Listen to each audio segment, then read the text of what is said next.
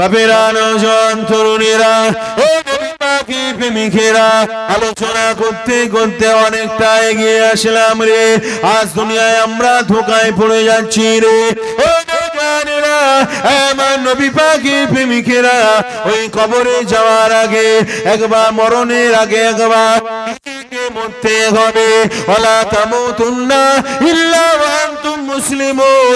এই দুনিয়ার মানুষেরা, তোমরা যতক্ষণ পর্যন্ত কামেল মুসলমান না হবে ততক্ষণ তোমরা মৃত্যুবরণ করো না। কারণ বাবা, কামেল মুসলমান হওয়ার আগে যদি আপনি মৃত্যুবরণ করে, কবরের ভিতরে আপনি ছাড় পাবেন না, কবরের ভিতরে আপনি রেহাই পাবেন না রে। বাপেরা, তরুণেরা, ইসলামের কিছু জিনিস মানবো আর ইসলামের কিছু জিনিস মানবো না, এমনটা নয় রে বাবা। ইসলামিক নাম রাখতে হয়, নামটা রেখে দেব, কিন্তু ইসলামিক কর্ম করতে হয়, ওই কর্মটা করব না রে। কাজ করতে হয় পরিশ্রম করতে হয়, করব। হালাল হারাম বাছাই করে যে পরিশ্রম করতে হয়, ওটা আমি খেয়াল রাখবো না রে। এই যুবকেরা, তরুণেরা, আল্লাহ পাক জানিয়ে দিলেন, উদখুলু ফিস সিলমি কাফা ওয়ালা কুদখুলু ফিস সিলমি কাফা ওয়ালা তাত্তাবিউ খুতুওয়াতিশ শাইতান ইন্নাহু লাকুম আদুউম মুবিন। এই দুনিয়ার মানুষেরা, তোরা পরিপূর্ণভাবে ইসলামের ভিতরে তোরা দাখিল হয়ে যায় রে। ওয়ালা তাত্তাবিউ খুতুওয়াতিশ শাইতান ইন্নাহু লাকুম আদুউম মুবিন। তোরা শয়তানের অনুসরণ করিস না রে। শয়তানের চলে পড়ে নামাজ ছাড়িস না, শয়তানের চলে পড়ে লটারি কাটিস না, শয়তানের চলে পড়ে এমন করে তোরা জোয়া খেলিস না, শয়তানের চলে পড়ে তোরা কাটি ঘুরে টনকিট গাড়ি মারিস না রে।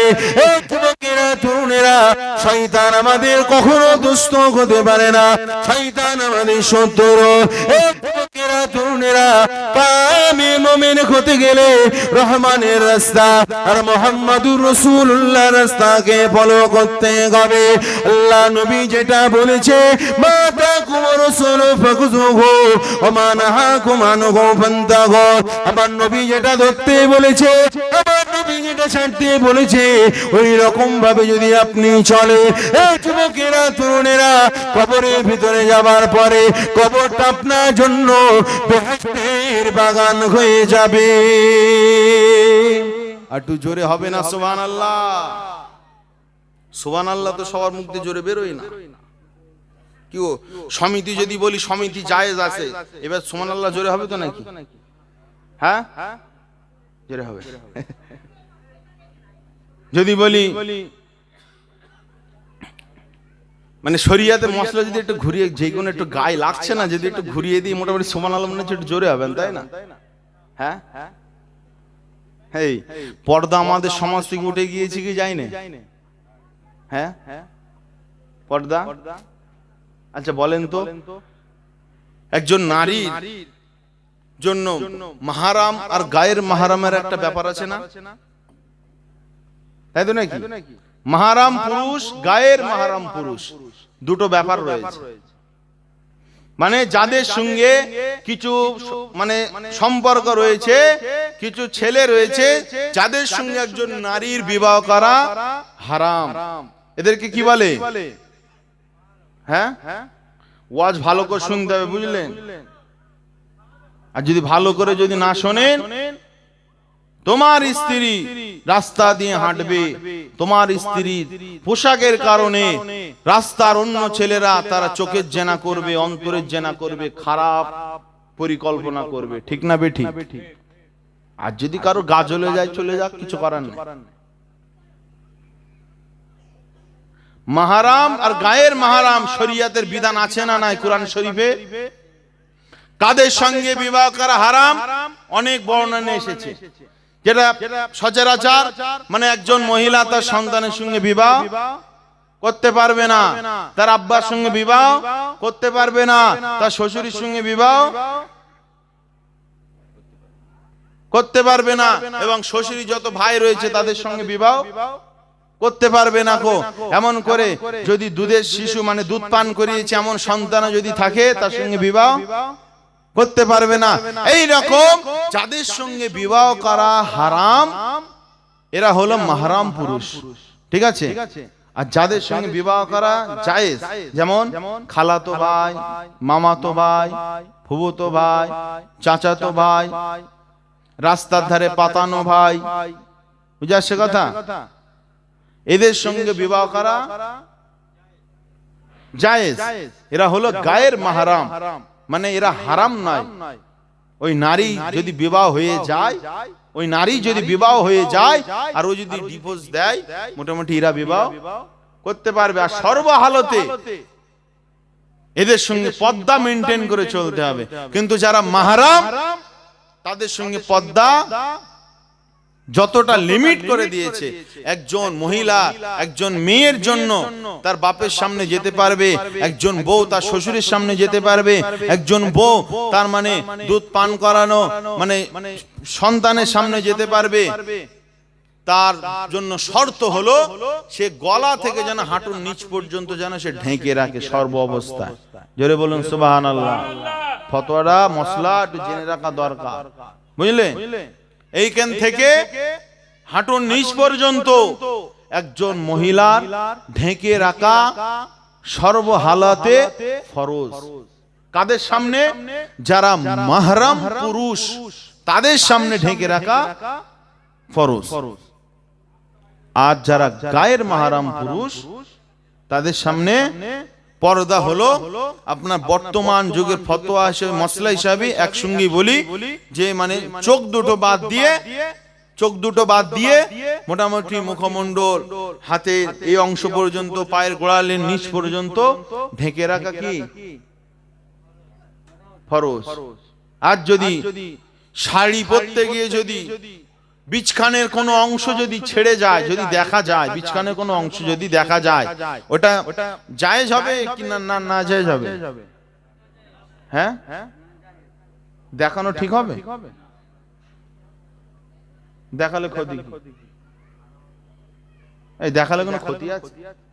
আমার স্ত্রী যদি এখন ধরেন শাড়ি পরে আর দেখা যাচ্ছে যেখানে নিজের আব্বা মায়ের সামনে যেতে গেলে গলা থেকে হাঁটুর নিচ পর্যন্ত কাপড় পরিধান করতেই হবে, কি গো বিছখানে কি কোনো খোলার অপশন আছে?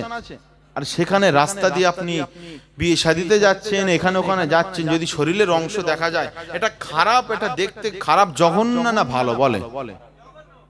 এটা একটা জঘন্য। আমাদের সমাজ হচ্ছে কি হয় না, দায়ী হতে হবে। বিয়ে করেছি স্ত্রী আলহামদুলিল্লাহ ঠিকই আছে, কিন্তু স্ত্রীকে সে রাস্তায় যদি তুমি পরিচালিত না করতে পারো, আল্লাহর কাঠগড়ায় ধরা পড়বে। বাবেরা, নওজোয়ান তরুণীরা, প্রেমিকেরা, কবরে আমাকে আপনাকে যেতে হবে।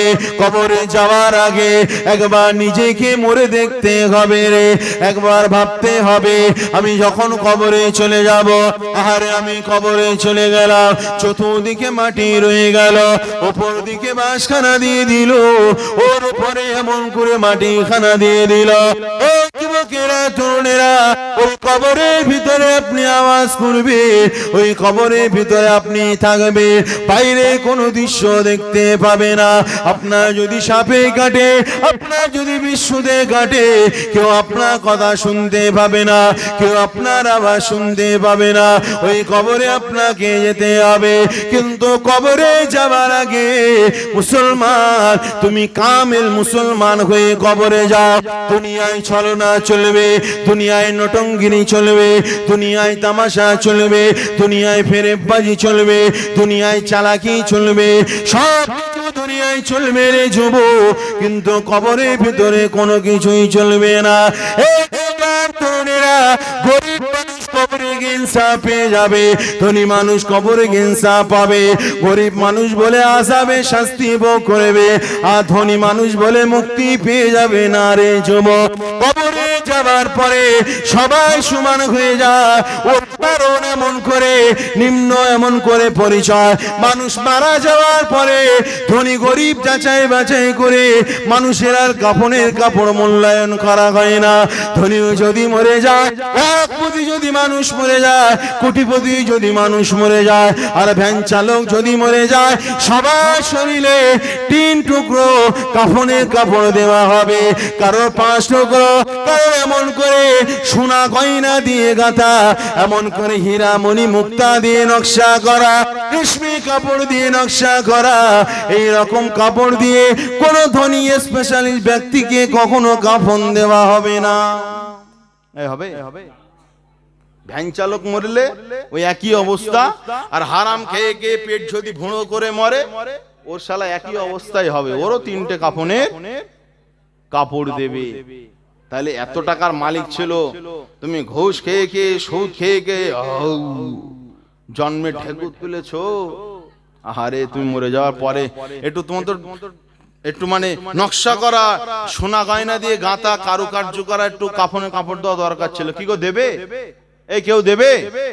ওই পর্যন্তই শেষ। তোমার জান যখন বেরিয়ে গিয়েছে, তোমার বাহাদুরি সবকিছুই শেষ। আহারে তুমি তো এতক্ষণ জীবিত ছিলে, তোমার রূহটা যখন আল্লাহর হুকুমে এসেছিল, আল্লাহর হুকুমে যখন রূহটা চলে গিয়েছে, তোমার শরীর, তোমার ধর পড়ে রয়েছে, তোমার জিসিম রয়েছে দুনিয়ায় পড়ে, কিন্তু তোমার আর কোনো ক্ষমতা নেই। কি করবে বা? আর তো কোনো ক্ষমতা নেই। কবরে গিয়ে কোনো অন্য বিচার হবে না, যার আমল ভালো সেই কামিয়াবি পেয়ে যাবে। সেই জন্য বেশি বেশি আল্লাহকে ভয় করতে হবে। একবার দরুদ শরীফ আল্লাহুম্মা সাল্লি আলা।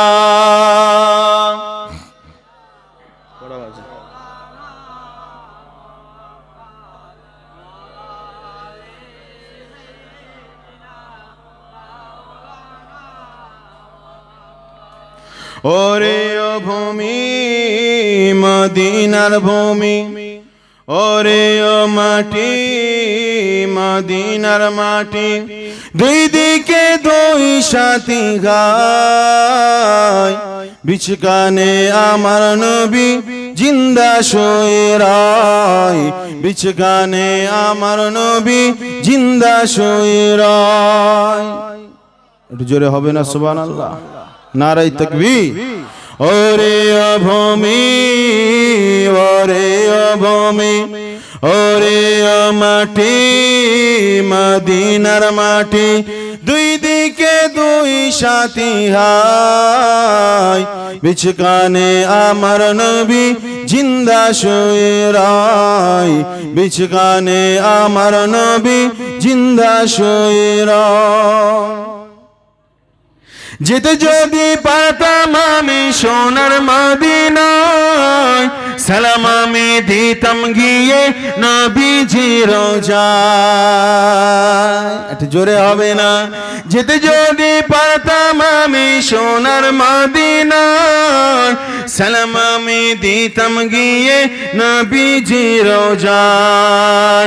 মদিনার ওই ধুলা বালি, মদিনার ওই ধুলা বালি পাই যদি সামনে আমি, মাখতাম আমি পেলে পরে সুরমা বলে গাই, বিছকানে আমার নবী জিন্দা শুয়ে রয়, বিছকানে আমার নবী জিন্দা শুয়ে রয়। আল্লাহুম্মা সাল্লি আলা।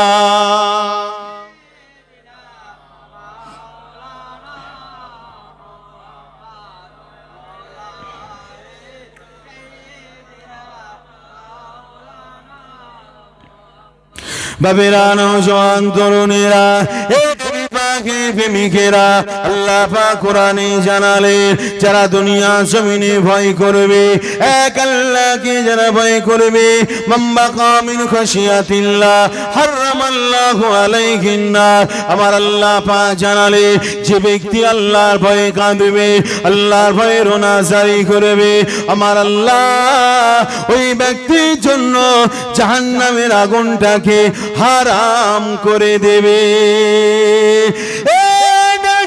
তরুণেরা, আমার মায়েরা, বোনেরা, আল্লাহর ভয় যারা করেছিল, তাদের দিকে আমাকে আপনাকে শিক্ষা নিতে হবে। যারা আল্লাহর ভয়ে কেঁদে দেবে, আল্লাহর কাছে গভীর রজনীতে কাঁদতে লাগবে, গভীর রজনীতে বসে যাবে। ও বয়সে কত অন্যায় করে ফেলেছি, কত জুলুম করে ফেলেছি, কত গুনাহ করে ফেলেছি, আল্লাহ তুমি ছাড়া কেউ জানো না। রাতের অন্ধকারে কত পাপ করে ফেলেছি, আল্লাহ তুমি ছাড়া কেউ জানো না। ও আল্লাহ আমায় ক্ষমা করে দাও, আমায় মাফ করে দাও। আল্লাহ কোনোদিন আর গুনাহ করব না, কোনোদিন আর অন্যায় করব না। এই যুবকেরা তরুণেরা রাত 12টা 1টা 2টা পর্যন্ত ফোন দেখো, সিনেমা দেখো, কোন ফিল্ম দেখো, গার্লফ্রেন্ডের সঙ্গে কথা বলো, অবৈধ সম্পর্কের সঙ্গে কথা বলো না রে যুবক। গুনাহগুলো করা যাবে না রে, এমন করে গুনাহ থেকে বেঁচে চলতে হবে। আর যা গুনাহ হয়েছে আল্লাহর কাছে কাঁদতে লাগো। ظلمنا أنفسنا وإن لم تغفر لنا وترحمنا لنكونن من الخاسرين। আল্লাহর কাছে কাঁদতে লাগো। ও যুবকেরা তরুণেরা, যে ব্যক্তি আল্লাহর কাছে কাঁদবে, আল্লাহর ভয়ে নিজের গুনাহগুলোকে ছেড়ে দিয়ে চোখের কোণা থেকে এক ফোঁটা পানি ঝরিয়ে ফেলতে পারবে। এই যুবকেরা তরুণেরা, কাল কিয়ামতের ময়দানে, ময়দানে মাশারের দিনে আমার আল্লাহ সেই দিন ওই যুবক ছেলেটাকে আর সে ছায়া তলে জায়গা দিয়ে দেবে। আরো জোরে বলুন সুবহানাল্লাহ। সুপার গ্যালাক্সি, এমন করে সুপার স্টেডিয়াম, ময়দানে মাহশার, যেখানে কোনো দুঃখ নেই, কষ্ট নেই। 7 শ্রেণীর মধ্যে একটা হলো যারা আল্লাহর ভয়ে দুনিয়ার জমিনে কাঁদে। আহারে, আল্লাহর ভয়ে যারা দুনিয়ার জমিনে কাঁদে, আল্লাহর ভয়ে যারা কেঁদে কেঁদে যারা দুনিয়া ছেড়ে চলে যাবে, আরশের তলায় জায়গা পেয়ে যাবে, আর কোনো টেনশন তাদের থাকবে না। বাপেরা, নওজোয়ান তরুণেরা, এ নবী পাকের প্রেমিকেরা, কতটা আমি আপনি দূরে সরে গিয়েছি। আল্লাহ নবী সাহাবী হযরত আবু বকর খুজর, তিনি জান্নাতি সাহাবী, দুনিয়া জমিনের সার্টিফিকেট পেয়ে গিয়েছে। কিয়ামতের ময়দানে, ময়দানে মাহশরের দিনে বেহিসাব জান্নাতি হয়ে যাবে, দুনিয়ায় ঘোষিত হয়ে গিয়েছে। এ তরুণেরা, এ নবী পাকের প্রেমিকেরা, কান খাড়া করে শুনে রেখে দাও বাপেরা। আল্লাহ নবী সাহাবী বলতে লাগলে, আমি আবু বকর যদি এমন করে জঙ্গলের ঘাস হয়ে যেতাম, আর আমাকে যদি এমন করে পশু পাখিরা আমাকে যদি খেয়ে নিত, আমি আবু বকর আমাকে আর কোনো চিন্তা করতে হতো না। নবী সাহাবীদের মধ্যে এত ভয় ছিল, কিন্তু তিনারা নামাজ ছাড়েনি। নামাজ না ছেড়ে, রোজা না ছেড়ে, হজ না ছেড়ে, তাদের মধ্যে এত ভয় ছিল। আমরা নামাজ পড়ি না রে, রোজা ঠিক মতো আমি আপনি রাখি না, আমরা হজ ফরজ হয়ে গেলে আমি আপনি হজ আদায় করি না, হারাম হালালের বাদ বিচার করি না, কিন্তু দিনে একবার আল্লাহর কাছে ইস্তেগফার করি না রে, আল্লাহর কাছে একবারও কাঁদি না। এই তরুণীরা, মা তাকদ্দামা মিন যামবিকা ওয়া মা তাআখার, জীবনে আপনি যে সমস্ত গুনাহ আমার আল্লাহ পাক ক্ষমা করে দিয়েছে, আমার আল্লাহ পাক মাফ করে দিয়েছে, কিন্তু তারপরে কোন কোন হাদিসে বর্ণনা এসেছে আল্লাহ রাসূল দিনে 100 বার করে আল্লাহর কাছে ইস্তেগফার করেন। একটু জোরে হবে না? আল্লাহর কাছে আমার নবী কাঁদছে, আর আমরা কোথাকার কে? ঠিক না বেটি? রাত্রে ঘুমোতে যাই, ঘুমানোর দোয়াটুকুও জানি না। সকালবেলা উঠি, কি মানে ওঠার পরে কি দোয়া পড়তে হয় এটুকু জানি না। বাথরুমে গেলে কি দোয়া পড়তে হয়, বাথরুম থেকে ফিরলে কি দোয়া পড়তে হয়, এতটুকু মুসলমানের সেন্স জ্ঞান নেই গো। আবার নিজেদেরকে বুদ্ধিমান ভাবে, ঠিক না বেটি? আচ্ছা, মসজিদে মুসল্লিরা নামাজ পড়ে কি পড়ে না? আর মসজিদের মুসল্লিরা যদি নামাজ পড়ে, কিছু কিছু মুসল্লি দেখবেন শরিয়াতে কিছু জানে না, কিন্তু 5 ওয়াক্ত নামাজ ঠিক পড়তে যায়, এমন বড়াই ভাব দেখায় ওই যেন হচ্ছে মুমতাজুল মুহাদ্দিস। ঠিক না বেঠি? আমার বাপেরা, নামাজ পড়ছো ঠিক আছে, আলহামদুলিল্লাহ পড়ো, ইবাদুন জুহালুন, হুজুর আছে আখিরি জামানায় জাহেল ইবাদতকারী সংখ্যাও বেড়ে যাবে, বুঝলে? নামাজের সূরা কিরাত কিছু জানবে। একটা লোককে জিজ্ঞাসা করছি, বাবা তুমি একটু দরুদ ইব্রাহিম পড়ো তো, নামাজে পড়তে হয় না দরুদ ইব্রাহিম? বলছে সুবহানাকা আল্লাহুম্মা। আমি বলি ওইটা না, আমি বলি আত্তাহিয়াতুর পরে, আত্তাহিয়াতুর পরে বলি না, আত্তাহিয়াতু লিল্লাহ। আমি ওইটা না, আমি দরুদে ইব্রাহিম কোনটা বলো তো? ও আবার একটা সূরা ধরেছে, বুঝলে? মানে না জানলে সেটা হয় আর কি। তো ম্যাক্সিমাম আমাদের মুসল্লিরা নামাজের দোয়া দরুদ কিছু জানে না, শুধু সেজদা মারে আর চলে আসে। ঠিক না ভাই? বাপেরা, নওজোয়ান তরুণেরা, ও নবী পাকের প্রেমিকেরা, শরিয়াত মানতে পারি না কিন্তু অন্তরে ভয় রাখি না, একটু নিজেদেরকে নত স্বীকার করি না।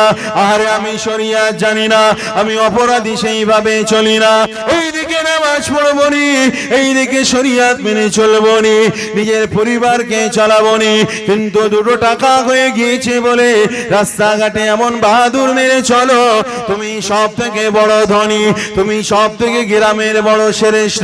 নারী যুবক শুনে রেখে দাও, সব থেকে ভালো শ্রেষ্ঠ ব্যক্তি হলো তো ওই ব্যক্তি যে ব্যক্তি ভ্যান চালানোর পরেও, যে ব্যক্তি চাষবাস করার পরেও, যে ব্যক্তি মজুরি খাটার পরেও 5 ওয়াক্ত নামাজ মসজিদে এসে আল্লাহর কাছে লাব্বাইক দেয়। জোরে বলুন সুবহানাল্লাহ।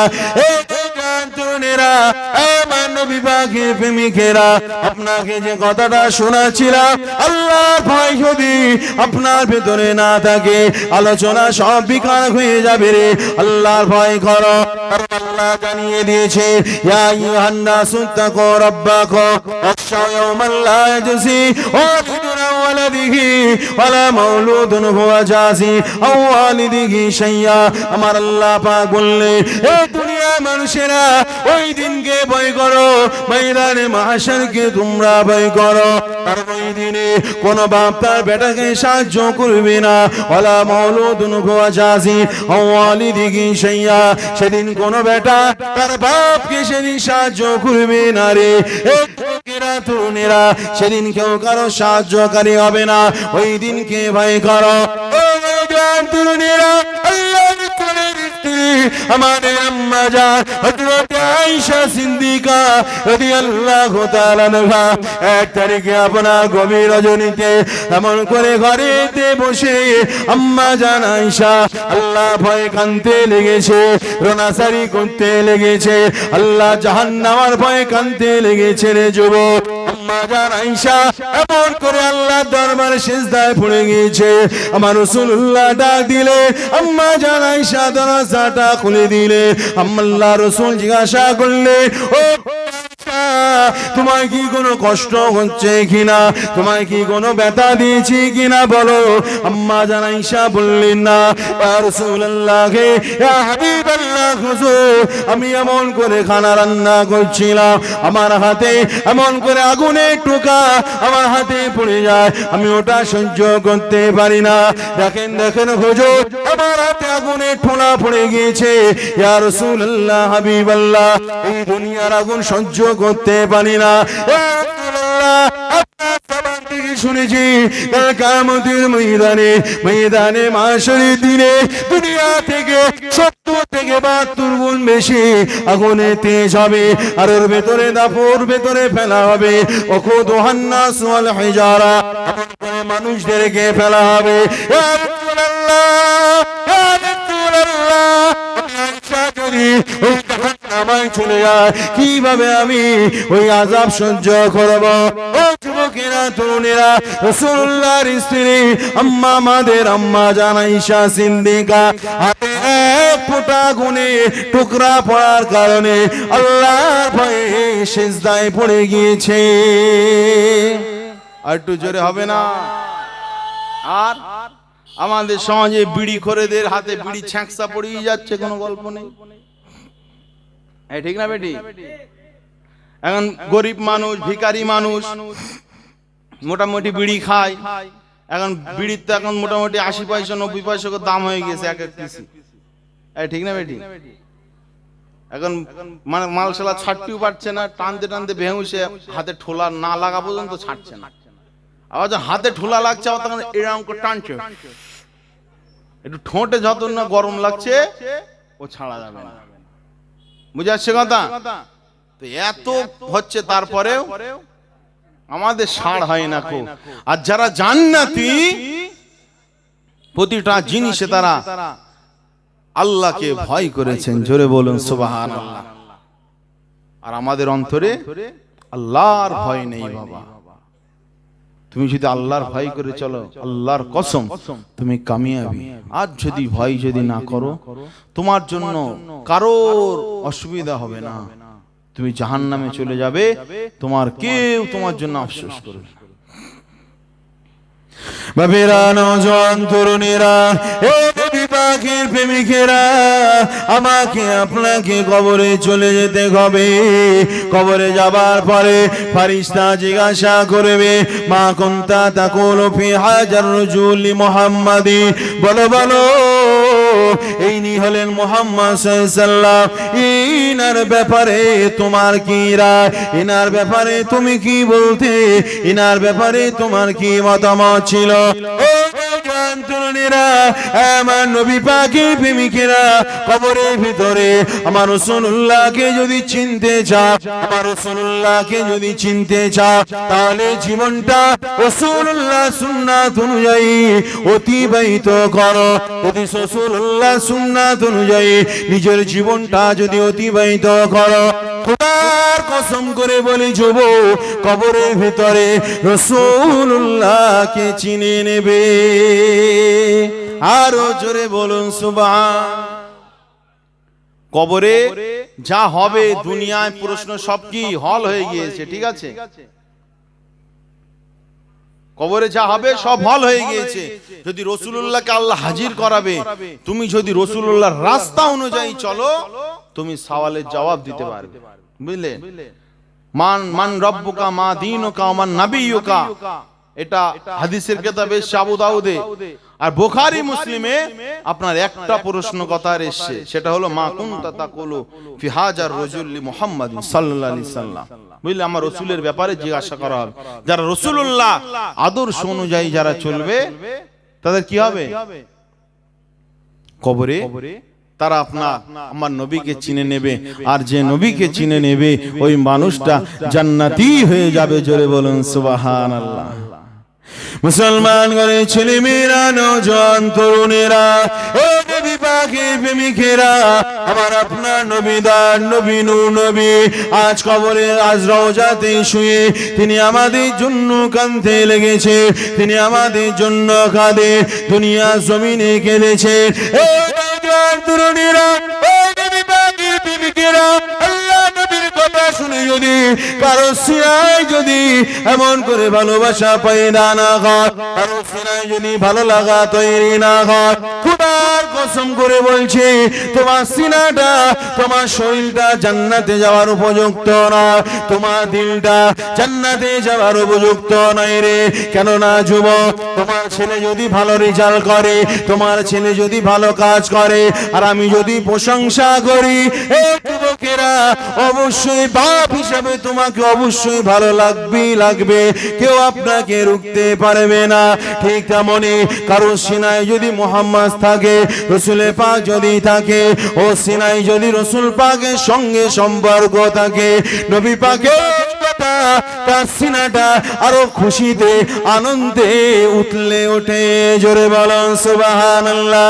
এ নওজোয়ান তরুণেরা, আমার নবী পাকের প্রেমিকেরা, পৃথিবীর জমিনে আমার আপনার নবী আমাদের হালাল রাস্তা, সঠিক রাস্তা দেখানোর জন্য তিনি এত কষ্ট সহ্য করেছে, এত ব্যথা বেদনা সহ্য করেছে। কখনো তায়েফের জমিনে গিয়ে রক্তাক্ত হয়ে বাড়িতে ফিরেছে, কখনো উহুদের জমিনে গিয়ে রক্তাক্ত হয়ে বাড়িতে ফিরেছে, কখনো মক্কার বেঈমানেরা, এমন করে মদিনা মক্কার বেঈমানেরা রাসূলুল্লাহ শরীরের উপরে উটের নাড়ি বুড়ি চাপিয়ে দিয়েছে, কখনো রাসূলুল্লাহকে গালি দিয়েছে, কখনো রাসূলুল্লাহর বিরুদ্ধে কথা বলেছে। তরুণেরা, আমার নবী আমাদের নাজাতের জন্য আমার রাসূলুল্লাহ পরিশ্রম করে গিয়েছে, আমার নবী মেহনত করেছে কিভাবে আমার গুনাহগার উম্মতিরা জান্নাতে যেতে পারবে, আমার উম্মতিরা যেন শয়তানের ওয়াসওয়াসায় না পড়ে জাহান্নামে চলে যায়, আমার উম্মতিরা যেন জাহান্নামে না চলে যায়। আমি রাসূলুল্লাহ আমার বড় ভয় হয়। আল্লাহ নবী আমাদেরকে ভালোবেসে আমাদের জন্য মুজাহিদা করে কবরের ভিতরে চলে গিয়েছে। এই যুবকেরা, তরুণীরা, আজ আমরা সেই রাসূলুল্লাহর বিরোধী রাসূলুল্লাহ তরিকাগুলো ছেড়ে দিয়ে আজ আমরা পৃথিবীর জমিনে চলছি। আমার নবী ইনসাফ করতে বলেছে, নারীদের অধিকার দিতে বলেছে, কিন্তু আমাদের অনেক ভাই এমন রয়েছে নিজের বোনের সম্পত্তি এখনো ছেড়ে খাচ্ছে। আছে না? না, বনের জমি একবারও দুবার নাম করে না, শুধু মাল শালা চাষ করছে আর মাল বিক্রি করছে আর খাচ্ছে। কি ও বনের জায়গা বনের পারমিশন ছাড়া ভক্ষণ করা যাবে? হ্যাঁ, এই আসামি প্রচুর আছে, এই আসামি প্রচুর আছে। বাপের 5 বিঘা জমি, বুঝলেন, 4টে ভাই আর 3টে বোন, বাপের বিরাট শরীর খারাপ, বুঝলেন, ফুরফুরা অনুসারী, বাপের বিরাট শরীর খারাপ।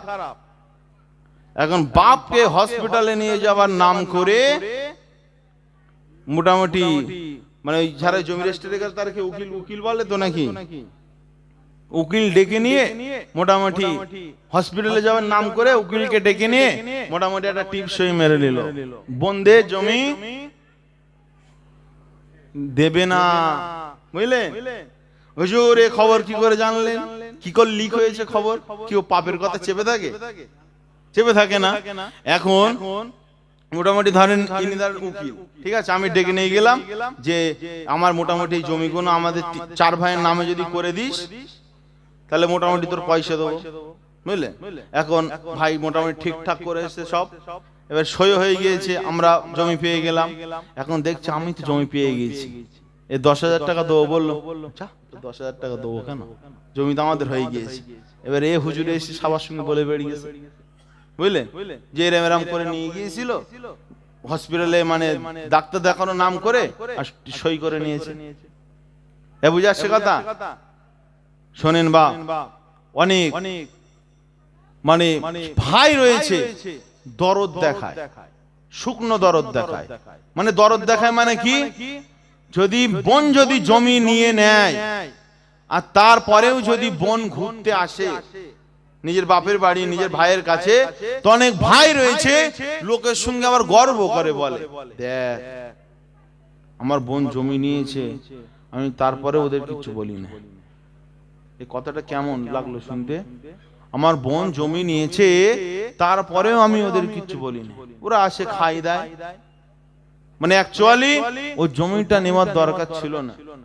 সবার বোনেরা তো ভাইদের জমি দিয়ে দেয়, ও জমি নিয়েছে তারপরেও আমি ওদের সঙ্গে ঝামেলা করি না। কি গো, এই জমি দেওয়া এটা কি ভাই বোনের নিজের ব্যাপার নাকি এটা আল্লাহর ব্যাপার?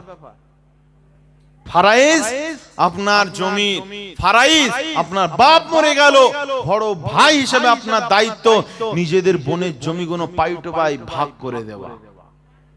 এই বুঝে আসছে কথা?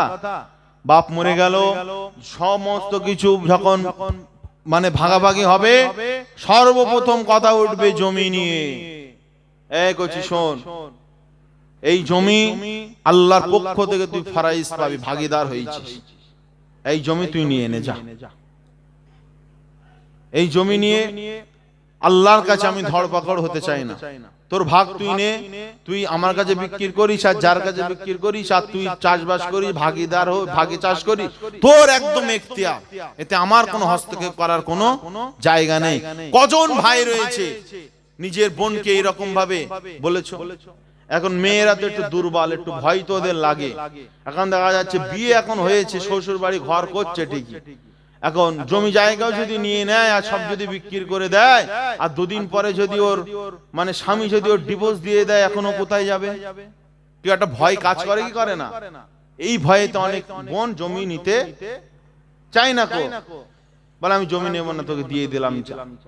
আচ্ছা বলেন, এরকম যারা যারা দিয়েছে, যারা খালিস নিয়েতে নিজের জমির হকটা ভাগ করে দেওয়ার কথা বলেছে, তার হক তাকে দিয়ে দেওয়ার কথা বলেছে, বর্তমানে যুগে ওরাই হলো শ্রেষ্ঠ মুজাহিদ। জোরে বলুন সুবহানাল্লাহ। একটু জোরে হবে না সুবহানাল্লাহ? কি একটু জোরে হচ্ছে না? নাকি বনের জায়গা ঝেড়ে খাওয়ার মোটামুটি একটা চলছে? খবরদার না, তুমি এক ওয়াক্ত নামাজ পড়তে পারোনি ঠিক আছে, কিন্তু কারোর কাছে কারোর 1 টাকা হক ফাঁকি দিও না। এক ওয়াক্ত নামাজ পড়ুন, আল্লাহ চাইলে মাফ করে দেবে, কিন্তু 1 টাকা হক ফাঁকি দিলে আল্লাহ মাফ করবে।